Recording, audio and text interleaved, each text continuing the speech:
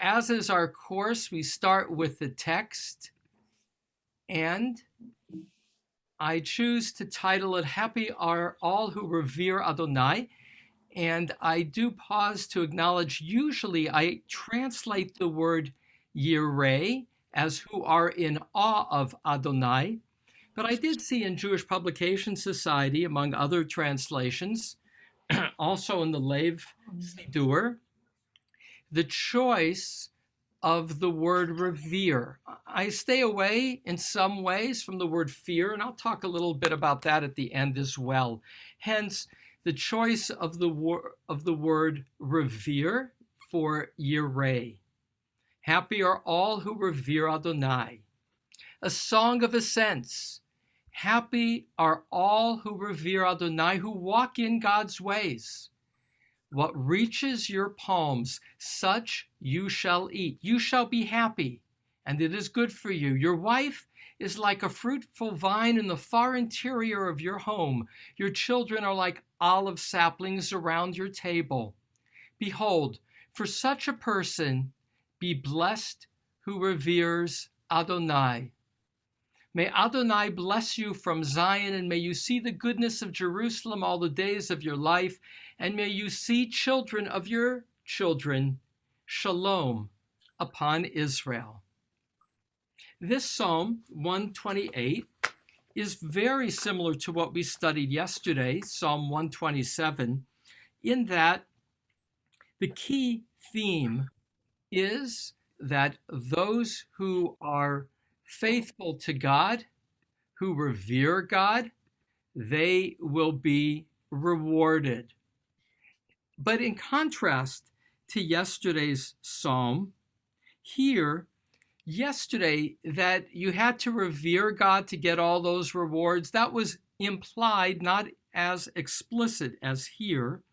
And yesterday, you remember that's the Shir LeShlomo to Solomon, and there were hints of idolatry, there were hints of the fear of being attacked, hence need for guards, and for going to the gates to deal with your enemy or with disputes. Here, Psalm 128 is idyllic. We don't have any of those tensions. There is no external conflict. There's no hint of any wrongdoing. This is a psalm with the same theme.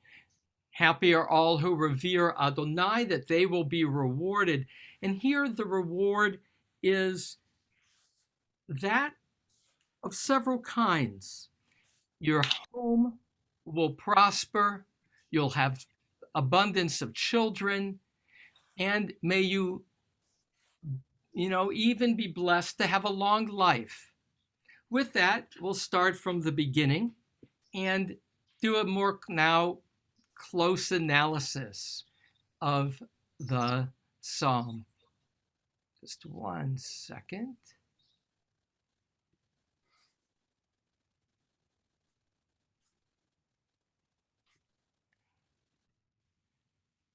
Okay, now let me pull it up again. So the psalm has several different ways that you can understand its composition. And here I rely largely on the literary analysis of Rabbi Benjamin Siegel. First way is to see it in two parts, verses 1 to 3, and then verses 4 to 6. If you look at it that way, there is a focus on the household in verses 1 to 3, and the national on verses 4 to 6. They're also structured in each of those two units with a general statement followed by two direct explanations. And there's a progression in each of those sections from verse 1, Yireh Adonai, verse 2, Tov, good, verse 3, Banim, your children. And you get that same progression in the second half. Yireh Adonai, verse 4, 2, Tov, verse 5, and Banim. So that's one way to understand this psalm. as the focus is on reward, national, and first household, and that they're structured as two units that are in many ways symmetrical. The other way some read the psalm is dividing it with verses 1 to 4 as having the inclusio, the bracketing of fear of God. And then 5 and 6 are national prayers. And once again, when I translate, as in this case, may Adonai bless you, you can also read, because of the imperfect grammatical tense, you can also read it as God will bless you. So rather than a prayer, 5 and 6 could have been read in that first way as not prayer, but as affirmation of reward. The third way to understand the flow is that described by the biblical commentator, the Malbim, in which he says the flow is from the individual to the individual with a household to the individual with nation, so that the flow is an expanding of the idyllic life, which also has a flow of a fruitful wife that leads to children, that leads to grandchildren, that has a closing line, Shalom al Yisrael, as an expression of joy. And as Rabbi Siegel will emphasize, what makes poetry art is that all three can simultaneously be true. So in such a short, compact psalm, there are simultaneous ways of seeing the structure as the balance between, the individual and community, as the movement that has the image of the revering God as the key motif to some closing national prayers, or as a flow of unfolding of life with community. Not unlike the other psalms of ascent, there is the fancy term anadiplosis, which means a lot of repetition of words in the psalm, some of those that I just pointed out, that create that sense of motion and movement. The opening, Ashrei and Haholech, the combination of happy is the one who walks in God's ways, that is similar to Psalm 1. Ashrei hagever sher lo halach achrei. Happy is the person who is not gone or walked after. And Psalm 119 has that same kind of juxtaposition of happiness equals how you walk, which is also to say that it's not only about revering God as a feeling that matters, to be content, to be happy. It's not only Yirei Adonai, it's Haholech Bidrachav. It's what you do with that sense of reverence. It's the following God's ways that lead you in how you live your life.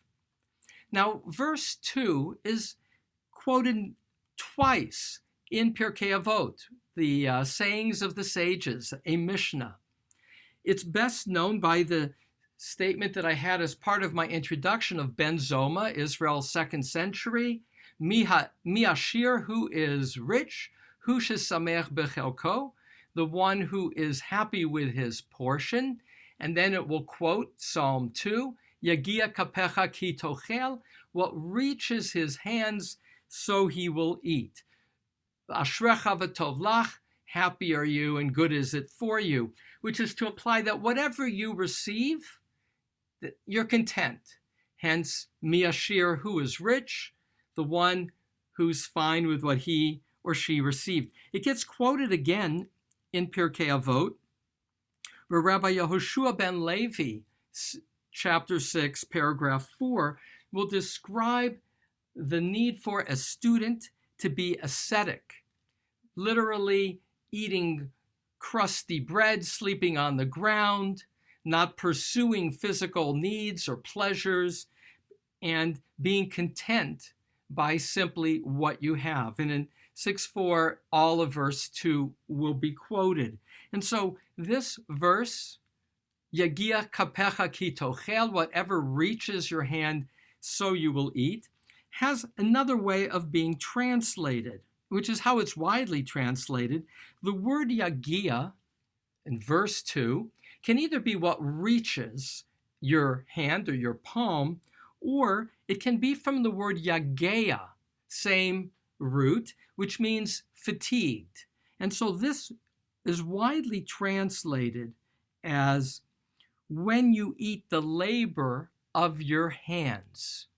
And there's a lot of rabbinic commentary then on verse 2 relating to how labor is part of life, and that you'll be happy when what you have achieved is a result of your labor. So kind of a paradox or tension in the psalm. On one hand, rewards come from God, blessing. But on the other hand, here, what reaches your palms has implicit in it what you have worked to obtain.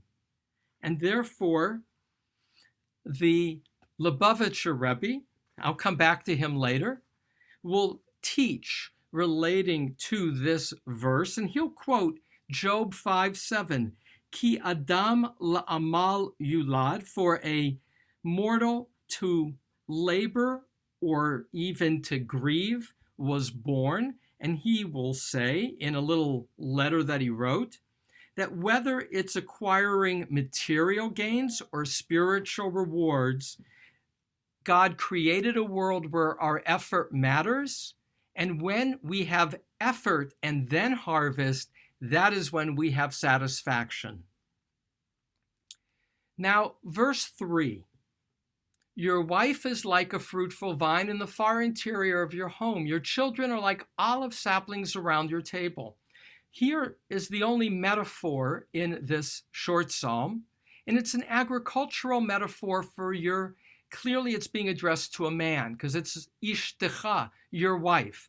So the audience is a man or men, and your wife is like a fruitful vine, children like olive saplings. Most of the Psalms are written by Levites, are written in Jerusalem, not out in the country. But even for those who may have been living in the city, still it's an agricultural civilization. And the metaphors of bounty, of the promised land with those big grapes, as the scouts will bring back to show it's a land flowing with milk and honey, the imagery even for one's own home, even if you're living in the city, is the image of the field. And that too is an image of the partnership with God.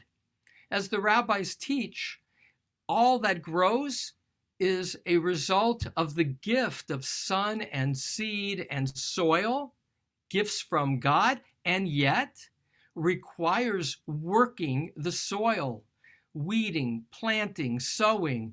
And so the image here is also of partnership. On the positive side, a fruitful vine, well, that kind of points toward wine. Samson Raphael Hirsch, the rabbi of Frankfurt of the 19th century in particular, will say that this links to that which will bring joy. A wife, the rabbis teach, is the joy of her husband. That's true. Rashi will emphasize that the fruitful vine, the image of Poriah, is that she will be blessed to be fruitful. Your wife will have many children. And the word yarkide, which I'm going to come back to in a moment, has also as the same root as thighs, yerech. So she will be fruitful with her thighs. That's alluded to in terms of the poetry. But now, I'm going to come back to Bayarki Day, but first let me talk about the sons. Your children will be like olive saplings around your table. Literally, it's stiel can be a plant, so like olive plants. But since the context is your children, hence the translation of saplings. And they're going to be around your table. Olives in that agricultural time were an important part of the economy. It's something you could grow and sell, unlike other things, other than more than subsistence. And in that sense, your children will both be prosperous, like olives, source of wealth. And the thing that's distinctive about an olive tree is it's green all year round. And in that light, they will be, unlike other trees that have seasons, olives endure, live long. So there's a positive description of the family. Your wife like a fruitful vine, your children like olive saplings. But the tension for me, as the reader, is the word yarkite. Yarkite is an unusual word. It means deep within. Sometimes translated, like in the King James Version, in your corners of your house. So it's deep in the interior.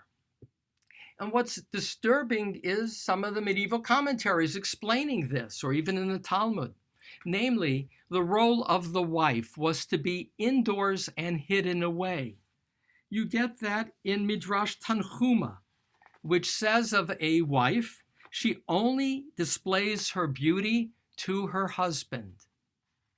And I shared in my introduction, Radak, Rabbi David Kimche, Spain, 13th century. She's so modest that only her husband and householder see her. You get that same notion in the Talmud, where a queen is inside the palace. Well, that can be, of course, problematic. The implication that the wife, your wife, who's being addressed, she's not going to want to be in public. She's only going to show her beauty to you. She's going to be so modest. That definition of modesty and a woman's role, for me, in my world, is very troubling. And I shared the image from India of Udaipur of a tour guide describing his Hindu wife and saying that they had been married for 15 years and his wife always wore a veil when anybody came over the house who was not the immediate family. And that included his own father. He said his father had never seen her face in the 15 years they were married or even heard her voice, because a woman would not speak in the presence of an elder. Well, after that, I lost all attraction to veils, even at weddings. I leave it up to my brides, but I don't see it as romantic anymore. I see it as part of traditional cultures, not any one culture, frankly, where women were to be sequestered, both for modesty, but also for sexual propriety. And that, of course, led to much limitation on the possibilities of a woman in the world.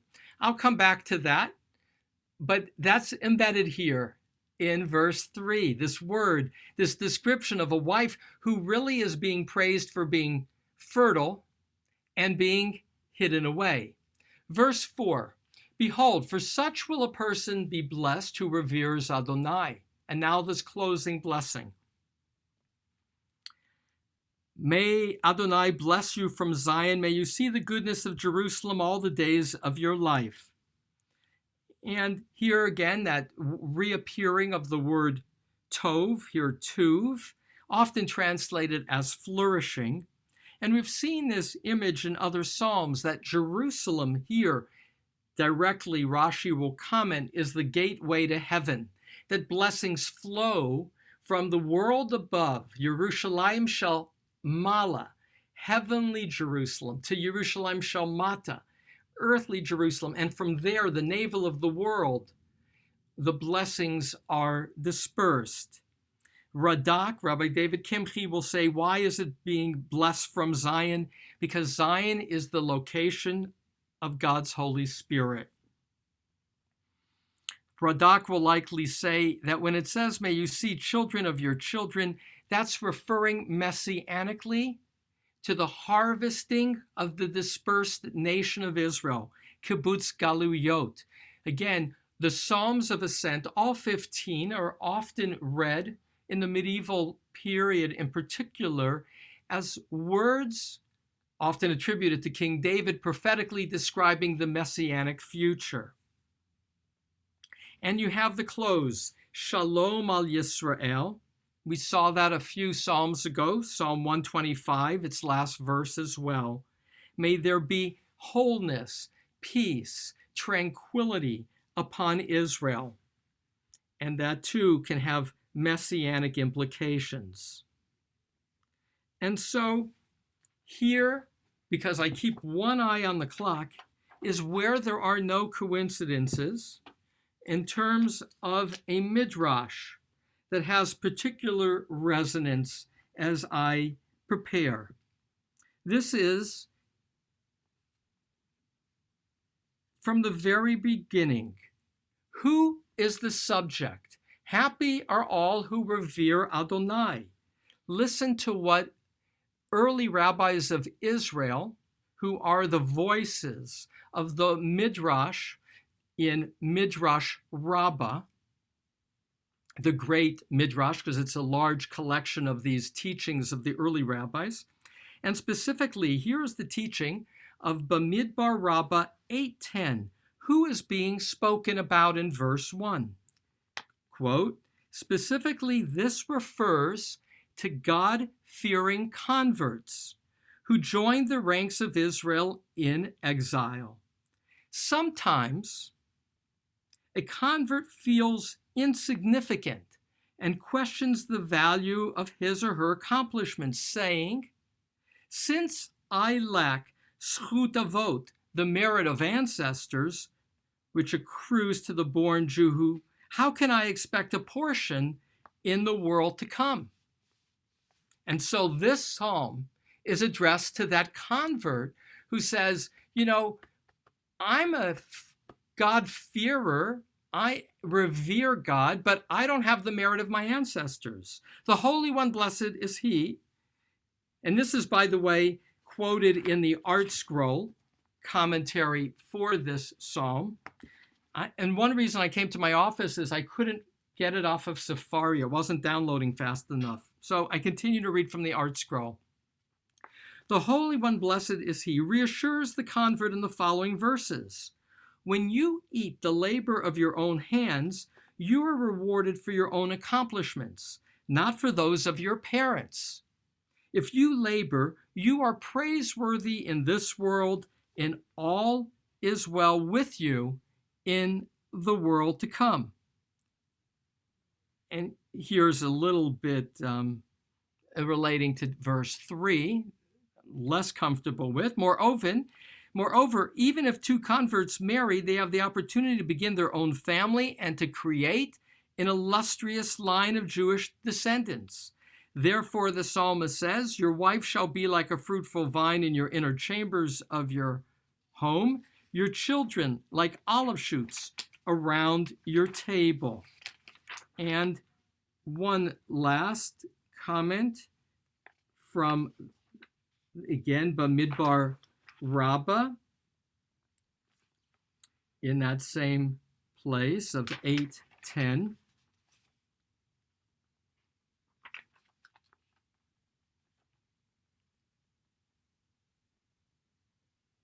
Will be commenting on verse 6. May you see children of your children. Here's the comment. May you be blessed with long life. No. The psalmist foretells the fortune of the pious convert. And may you see children to your children who will be priests. For the Midrash interprets this entire psalm as a promise to sincere converts. Although they abandon their heathen, this is Art Scroll, although they abandon their heathen ancestors and forget their past, these converts may look to a glorious future for their descendants. For the daughter of a convert may even marry a Kohen, and the son born from this union will be a priest who blesses Israel with the benediction, V'yasem lecha shalom, the priestly blessing of 626, which is alluded to here.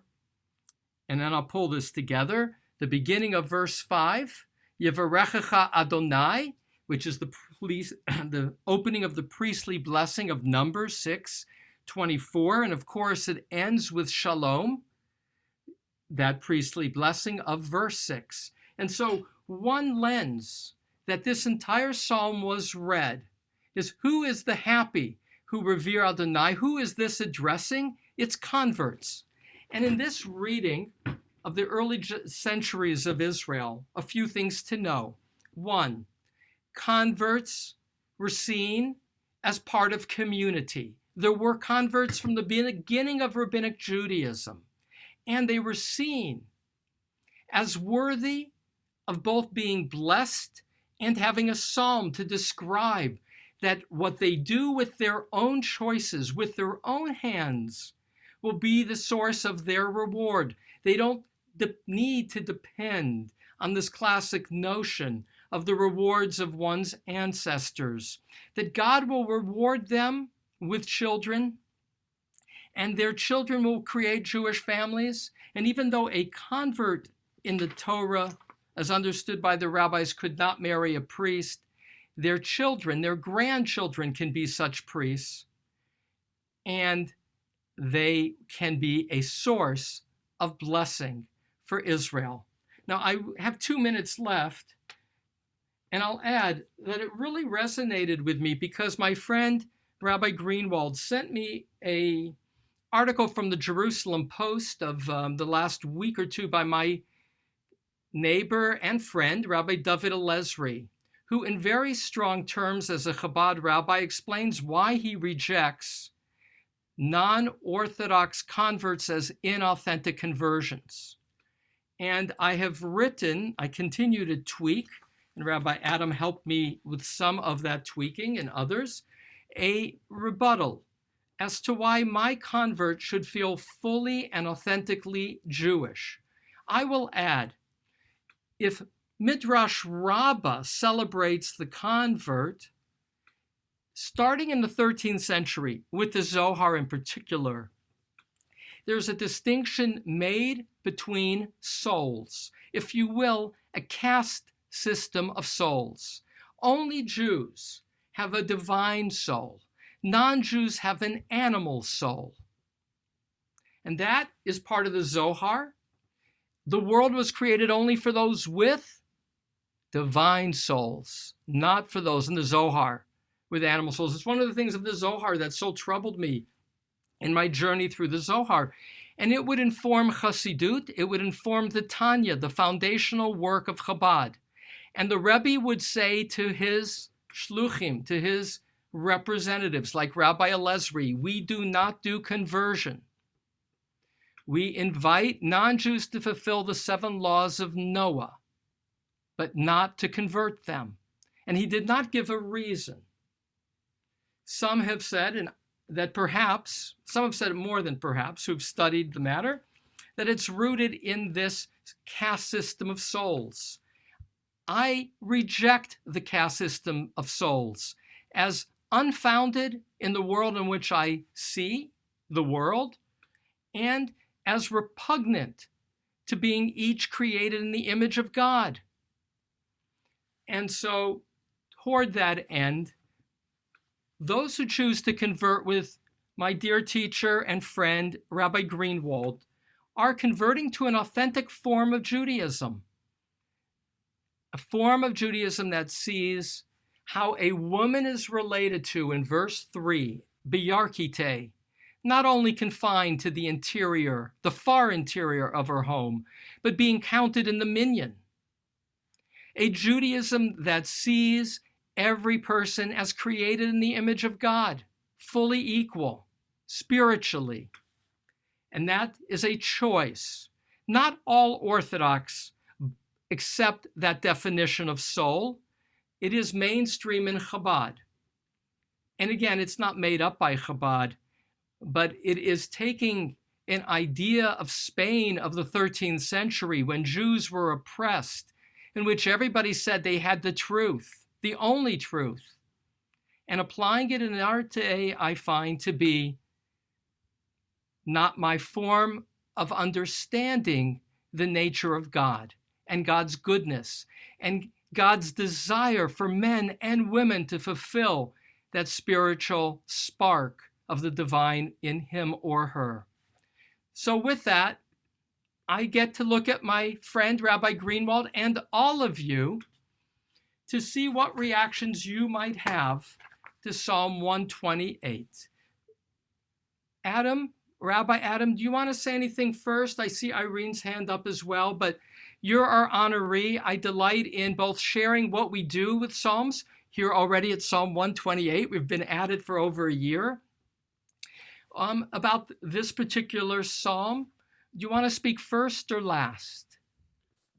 I'll share something now. First of all, to thank you, Rabbi Spitz, for inviting me to be here for this wonderful and learned presentation. It's good to see friends and to see people who have studied with me in the past and who are studying with me now, who are now also your students, Rabbi Spitz. So that's a delight. Just one observation that I was noticing in the second and third verse. Would you mind throwing it back up on the screen? Sure. That the second and third verse invokes this idea of being blessed by what reaches one's palms, by the fruitful vine that is one's spouse, and by the olive saplings that are one's children. And I was thinking about those three images together and thinking interestingly that while they're being used here as symbols of being blessed, all three of these, palms, vine, and olive, are vehicles of blessing in the other direction. When the rabbinic sources want to speak about the Kohanim, the priests blessing the people, they use the phrase nesiat kapayim, the lifting up of palms, in some ways the mirror of yigia kapecha, the receiving of palms. So when the priests are blessing, they are lifting up their palms as a way of beaming out blessing to the congregation. And of course, wine and oil are both vehicles by which blessing takes place. The fruit of the vine is what we use for Kiddush, to sanctify the Shabbat and holiday table. Oil was the vehicle of anointing to mark a new king of our people.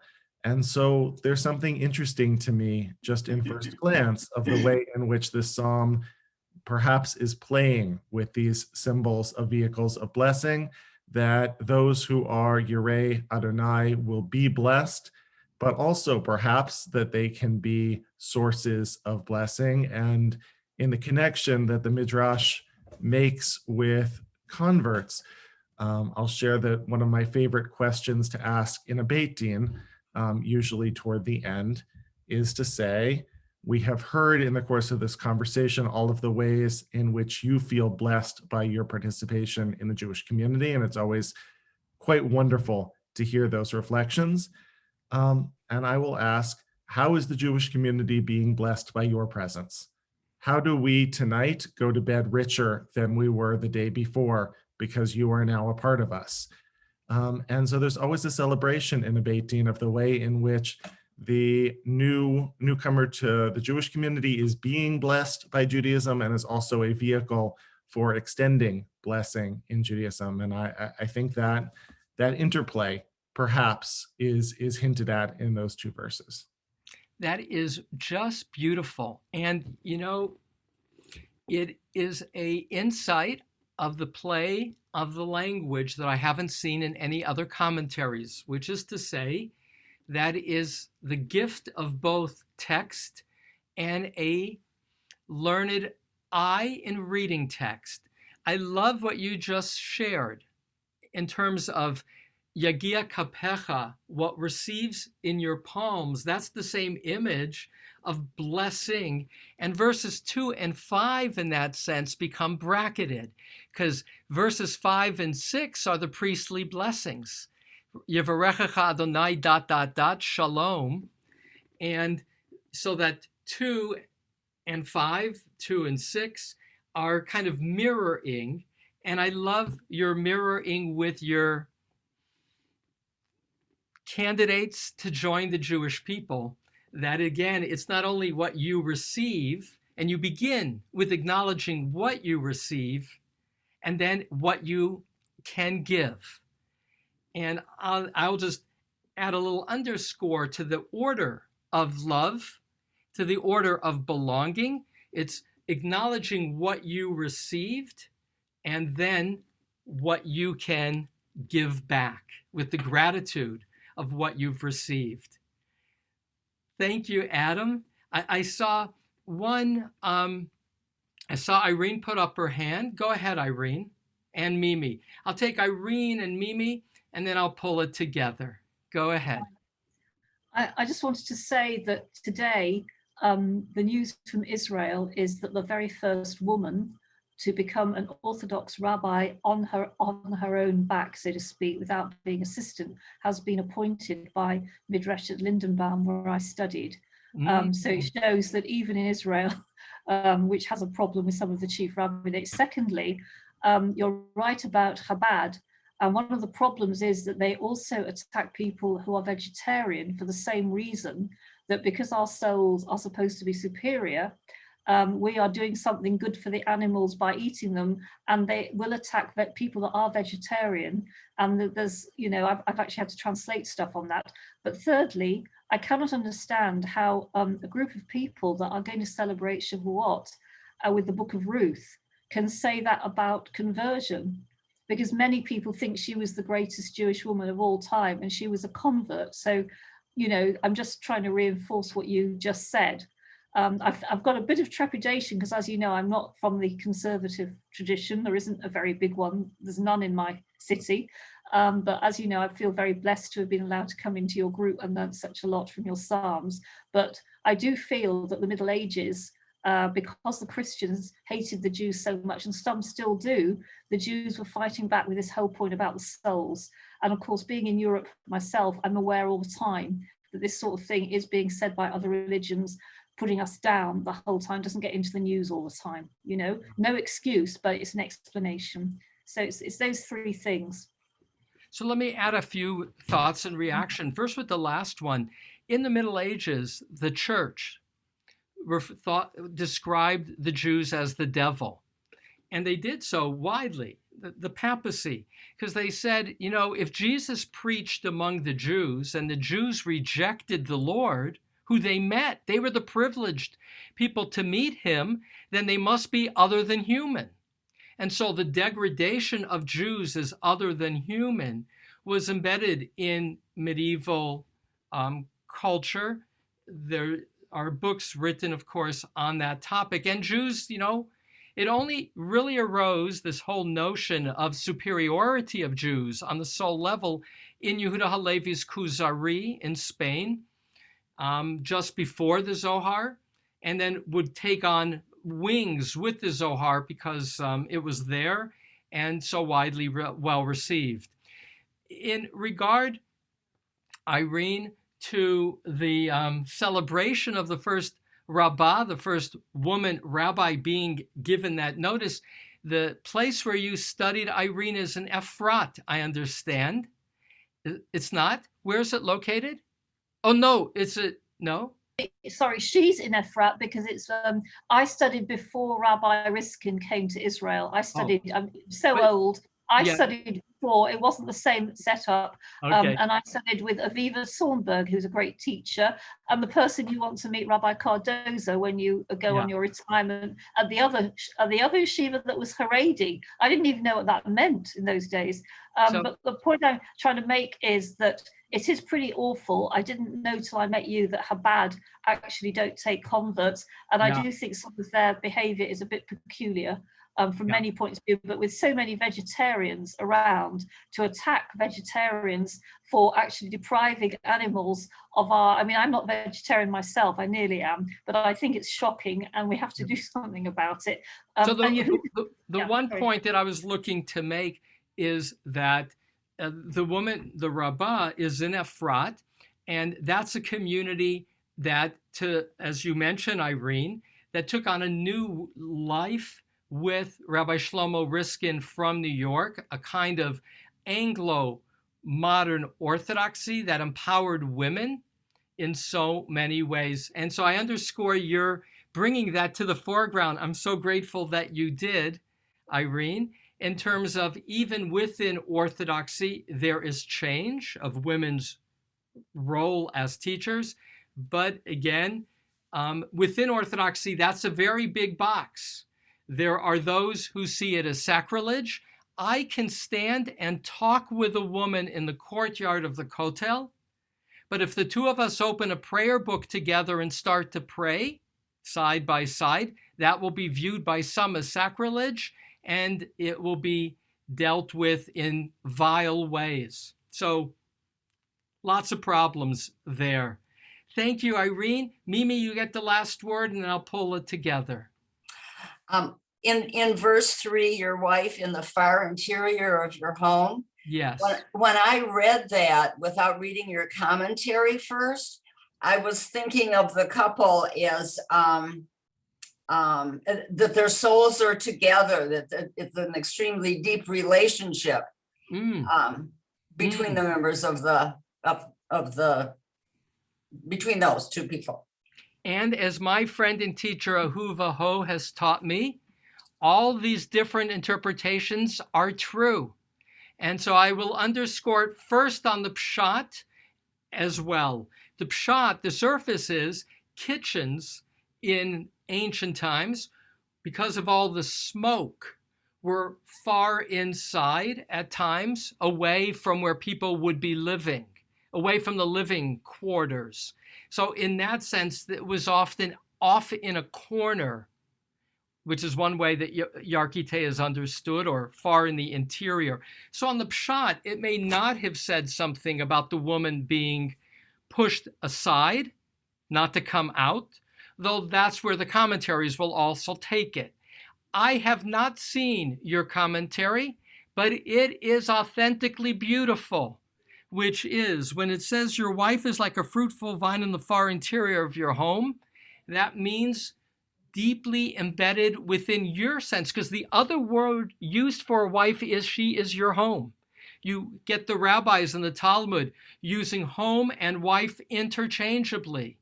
And so beautifully said, Mimi, that simultaneously can resonate with us who take these words as words for us, which is true for all of Torah, to read it in a way knowing that there are layers and possibilities of interpretation, and yet something remarkably sacred in the words themselves that allow for the possibility of still making those words resonant, uplifting in our own lives.